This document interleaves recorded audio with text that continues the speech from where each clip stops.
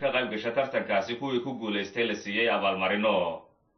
warbixin umuurtaasi ku saabsan waa kan Maxamed Shaqale oo Laascaanood nooga soo diray warkan. waxaa magaalada Laascaanood ee xarunta gobolka Sool lagu qabtay xaflad ballaadhan oo lagu soo gabagabeynayay tartan quraan akhris ah oo u socday ardayda dhigata malcaamadaha iyo dugsiyada quraanka kariimka ee gobolka Sool.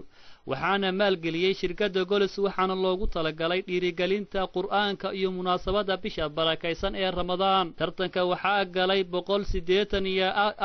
185 arday oo isugu jira wiilal iyo hablo. waxaa jaayisooyin la siiyey 74 arday waxaana kaloo jaayisooyin la siiyey 10 macallin oo macallinkii 3 arday oo kuwiisa ka mid ah jaayiso heleen isna jaayiso la siiyey.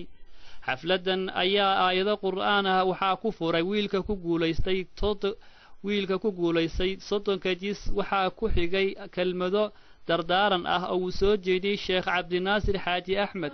ilaahay subxaanahu wa ta'aala wuxuu mahadinaynaa allah nacamta badan u dhawaystay oo ay ka mid tahay inuu bishii Ramadaan khayrka badnayd oo shahrul qur'aan bishii qur'aanka waana subxaanahu wa ta'aala inuu waafajiyey waynu soomanahay inagoo joogna bayt buyuutilaahi ka mid ah gurigi ilaahay inagoo u diyaarsan inaynu maamusno ama soo dhaweyno gabagabadii tartankii malcaamadaha qur-aanka ee magaalada ka socday rag ku soo baxay macallimiin iyo ardayba insha allahu tacaala waxaynu ilaahay subxaanahu wa tacaala ku mahadinaynaa khayrka faraha badan ee alla noo soo guriyey.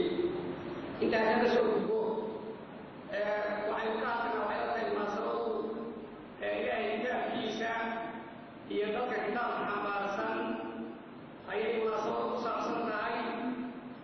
rasuulkuna salawaatu ullaahi wasalaamu calayhi markuu ka hadlaayay qur-aanka iyo dadka ehelka u ah wuxuu leeyahay khayrukum man tacallama alqur'aana wa callamah.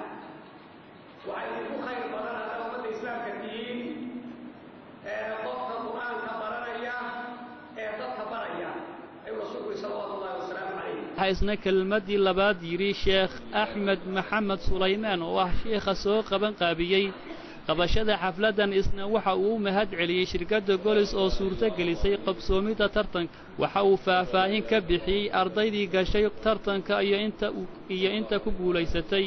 kaloo halkaa ka hadlay Sheekh Cali Macallin oo isagana u mahad celiyey culimmadii soo qabanqaabisay iyo shirkaddii maalgelisay tartanka iyo ardaydii ku guulaysatayba. gabagabadii waxaa jaayisooyinkii qaybiyey garaad jaamac garaad Ismaaciil Ducaale oo xafladdaas soo khatimay kelmado dardaaran ee halkaa ka soo jeediyey. xafladdaasi ayaa waxaa ka soo qayb galay dhammaan culummada diinta gobolka Sool, isimada, cuqaash iyo waalidiinta. ardaydii maanta jaayisooyinka la guddoonsiiyey.